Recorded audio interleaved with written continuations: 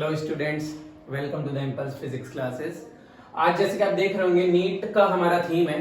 NEET का theme suddenly मैंने इसलिए रखा क्योंकि बहुत सारे बच्चे नीट की प्रिपरेशन कर रहे हैं और जिनकी प्रिपरेशन रुक सी गई है इस लॉकडाउन में, तो उनके लिए एक अपॉर्चुनिटी भी मिली है कि नीट जब पोस्टपोन हो चुका है तो उन्हें एक इंटरवल मिला है जिसमें वो अपनी प्रिपरेशन को बूस्ट कर सकते हैं। तो ये वीडियो उनके लिए ही है। इसमें मैं क्या करूंगा, जैसे कि आप देख रहे हैं, आज हम नीट 2019 के पेपर कोड P2 को सॉल्व करेंगे।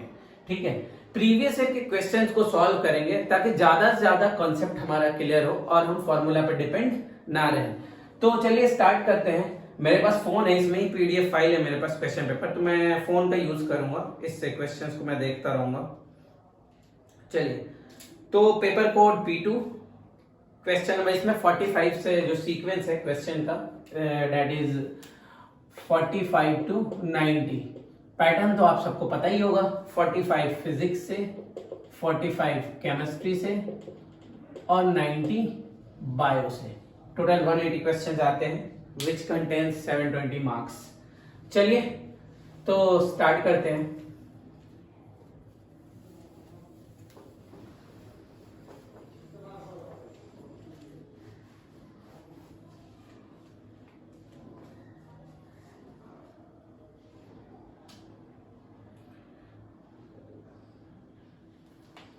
Sorry, 46 to 90 question. ठीक है, तब जाके ये 45 सवाल हुए ना। चलिए तो स्टार्ट करते हैं। क्वेश्चन नंबर 46 बहुत ही आसान सवाल है। आपको मैं बता दूं कि जो 2019 में फिजिक्स का पेपर आया था वो पिछले 4-5 सालों में सबसे इजी आया हुआ था।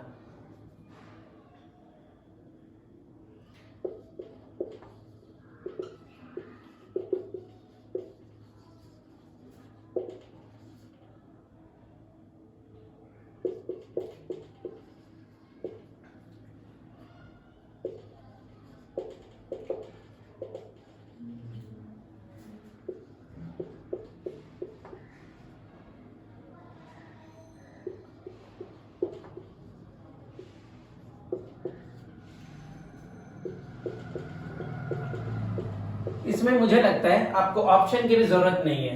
इन which of the following process heat is neither absorb nor release by a system. ना तो एब्जॉर्ब और ना तो रिलीज, यानी नो चेंज इन हीट। ये कौन सा प्रोसेस होगा? एडियाबैटिक। ठीक है, तो ये प्रोसेस एडियाबैटिक हो जाएगा। ऑप्शन इज सेकंड ऑप्शन में एडियाबैटिक प्रोसेस दिया हुआ है, तो इसका हो जाएगा सेकंड। 4 ऑप्शंस थे इसके। अगर आप चाहते हैं तो मैं ऑप्शंस में लिख देता हूं। Isothermal, second is adiabatic. Adiabatic में क्या होता है कि कोई भी हीट का ट्रांसफर नहीं होता है, ना तो एब्जॉर्ब ना ही रिलीज। ये जो क्वेश्चन सॉल्व कर रहे हैं, हम टॉपिक नहीं पढ़ रहे हैं कि टॉपिक को पढ़ेंगे फिर क्वेश्चन सॉल्व करेंगे। मैं ये मान के चल रहा हूं कि आपका पूरा 11-12 का फिजिक्स कोर्स जो सिलेबस है वो कंप्लीट है। हम सिर्फ क्वेश्चन को सॉल्व करेंगे। Isochoric and fourth one is isobaric. ये असल में क्वेश्चन में ये फोर्थ ऑप्शन है, ये थर्ड है, उससे मतलब नहीं है। हमें आंसर मिल गया, adiabatic is the right answer. 47 देखते हैं।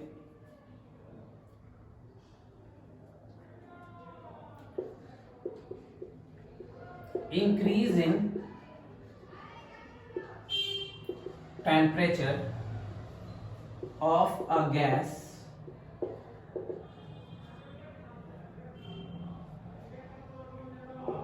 filled in a container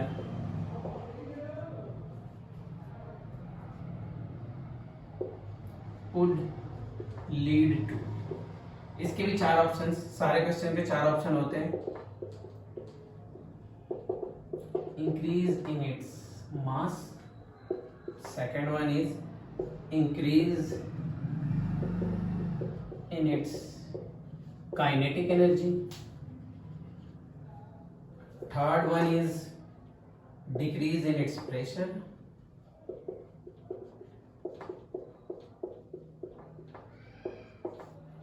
fourth option is decrease in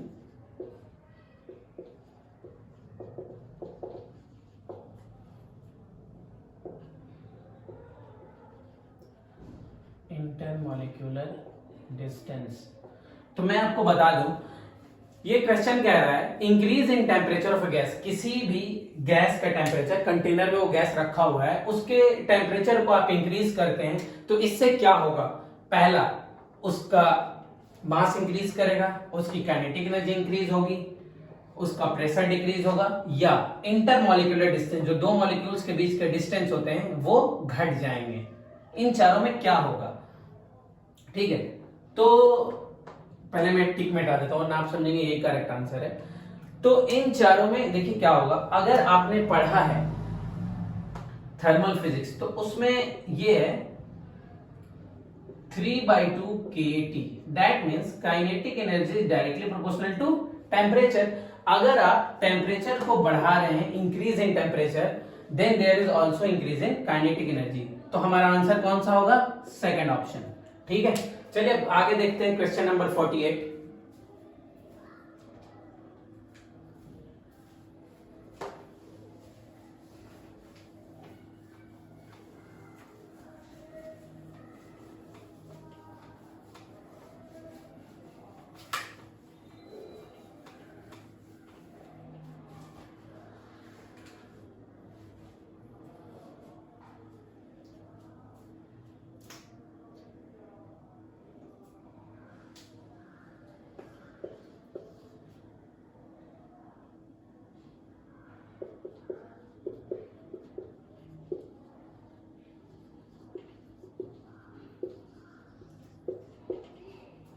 ये हमारा मॉडर्न फिजिक्स का क्वेश्चन है।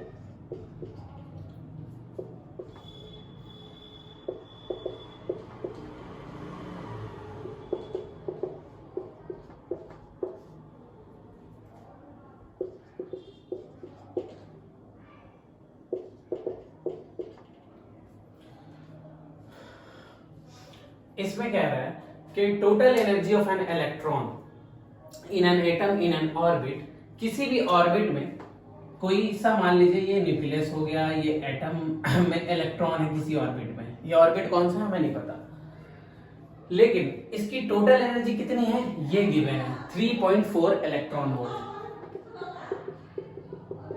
माइनस का 3.4 electron volt, that is total energy. तो अब आपको ये बताना है कि इसकी काइनेटिक एनर्जी और इसकी पोटेंशियल एनर्जी कितनी होगी, ठीक है। तो ये बिल्कुल सिंपल सा क्वेश्चन है, आपको अगर पता हो तो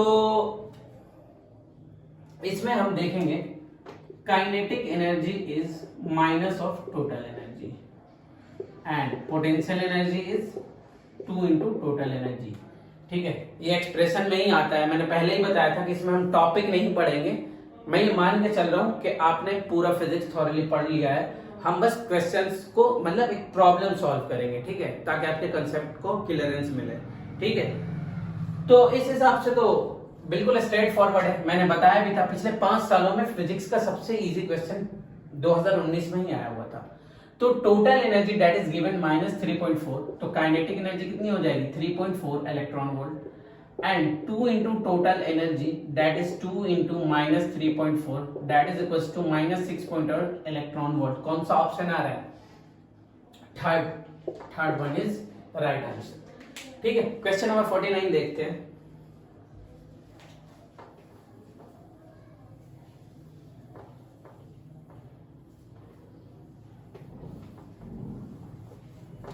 ये 49 जो क्वेश्चन है ये सेमीकंडक्टर का है।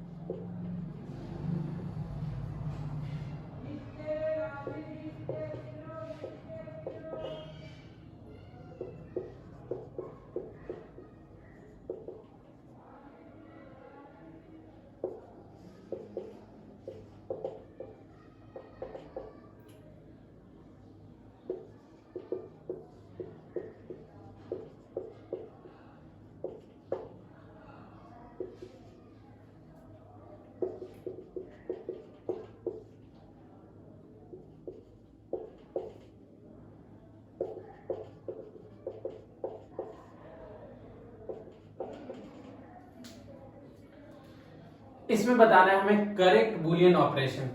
ये डायग्राम जो हमारे पास है इसमें करेक्ट बुलियन एक्सप्रेशन हमें बताना है। That point is A B 0 1 0 1। इसको नीचे कर लीजिए। इसके लिए ना करेक्ट बुलियन एक्सप्रेशन बताना है तो सबसे पहले इसका ट्रुथ टेबल बना लेते हैं। ट्रुथ टेबल बनाएंगे लाइक ए बी वाई। अगर आप इसको ओपन नहीं करते हैं, ठीक है, ये ओपन है मतलब स्विच ऑन नहीं करते हैं और दूसरे से भी ऑन नहीं करते तो भी करंट इससे पास हो जाएगा, कोई दिक्कत नहीं है। एलईडी ऑन होगी, आउटपुट हमें मिल जाएगा। अच्छा, अब क्या करेंगे? अगर इसे आप ओपन ही रखते हैं, दैट मीन्स ऑन नहीं करते हैं, स्विच ऑन नहीं है, तो यहां से आपने और इसको आप ऑन कर देते हैं तो भी कोई दिक्कत नहीं है। करंट इधर से नहीं, डायरेक्ट इधर से चला जाएगा, एलईडी फिर जलेगी। ठीक है। अच्छा, तीसरे ऑप्शन में क्या करेंगे? तीसरे ऑप्शन में हम ये करते हैं, इसे ऑन कर देते हैं और इसे क्लोज कर देते हैं तो भी करंट इधर से नहीं जा रहा है, करंट को जाने में कोई दिक्कत नहीं होगी और इधर से जाएगा तो एलईडी फिर से ग्लो करेगी, आउटपुट हमें मिल जाएगा। अब क्या करते हैं? इसे भी ऑन कर देते हैं, इसे भी ऑन कर देते हैं, मतलब ये जो ओपन है इसको क्लोज कर देते हैं। ओपन दिख रहा है, इसे क्लोज कर देते हैं, यानी दोनों स्विच को ऑन करते हैं। सॉरी, तो क्या होगा? शॉर्ट सर्किट हो जाएगा, यहां से करंट जाएगी तो ठीक है, ये अब शॉर्ट सर्किट हो गया तो एलईडी नहीं जलेगी। अब ये कौन सा एक्सप्रेशन मिल रहा है आपको?